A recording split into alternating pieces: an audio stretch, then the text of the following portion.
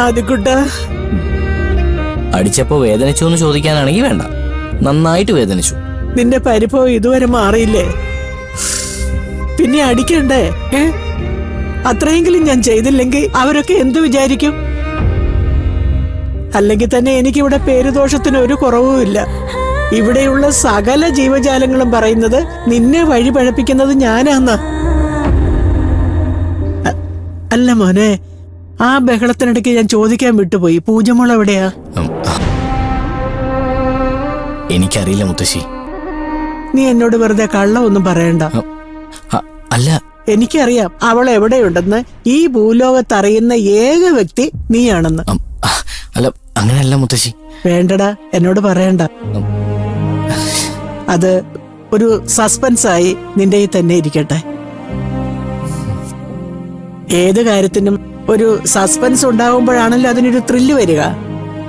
ആദികുട്ട, ഈ സസ്പെൻസ് മുത്തശ്ശിക്കൊരു ആവേശമാ. പക്ഷെ ഒരു കാര്യം ഞാൻ പറഞ്ഞേക്കാം. ഏറ്റവും അടുത്ത ദിവസം ഞാൻ ആ ജോത്സ്യൻ ഹരി പത്തനാപുരത്തിനെ വിളിച്ച് ഒരു നല്ല മുഹൂർത്തം അങ്ങോട്ട് കുറിപ്പിക്കും.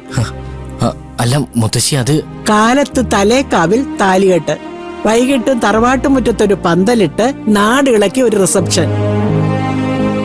മുഹൂർത്തത്തിന് ഒരു 10 മിനിറ്റ് മുന്നേ നീ പെണ്ണിനെ അവിടെ എത്തിച്ചിരിക്കണം. പിന്നെ വേഷം മാത്രം നീ കരുതിയാ മതി.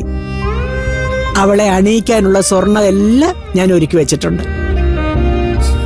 അല്ലെങ്കിൽ തന്നെ പൊന്നുംകുടത്തിന് എന്തിനാടാ പൊട്ട്?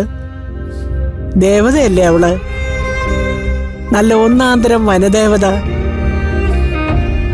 എന്റെ കുട്ടിക്ക് അവൾ ഏതു വരവും വാരിക്കോരി തരും.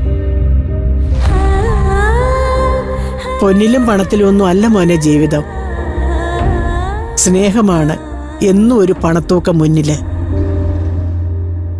പൊരുത്തമാണ് ജീവിതത്തിലെ മംഗല്യമന്ത്രം.